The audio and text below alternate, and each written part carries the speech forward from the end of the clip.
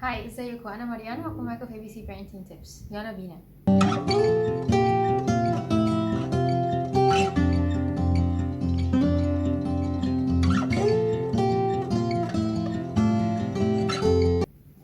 في الفيديو ده هنتكلم عن المدح والتشجيع والفرق ما بينهم، وازاي ولادنا بيكونوا محتاجين الاتنين.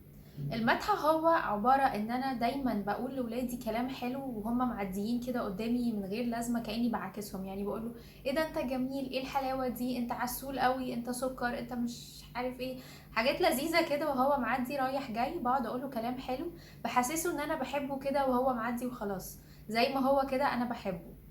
انما التشجيع مختلف شوية. التشجيع هو عبارة عن هو لما ينجز حاجة معينة، لما يعمل حاجة، لما يعمل حاجة لوحده من غير ما يكون معتمد عليا، بشجعه وبقوله برافو عليك، انت شاطر، انت جدع، انت قوي. لما بيعمل حاجة لوحده من غير ما يكون معتمد عليا.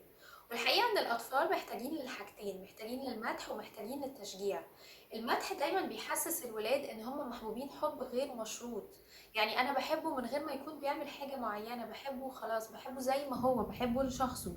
وده مهم جدا لتنمية شخصيته وثقته بنفسه، علشان دايما يحس ان هو محبوب لنفسه. والتشجيع بيحسسه دايما ان هو يقدر يكون دايما غير اعتمادي على بابا وماما، يقدر يعمل حاجات لوحده، يقدر يعتمد على نفسه لان هو شاطر وقوي وجدع، ويقدر يعمل حاجات كتير لوحده.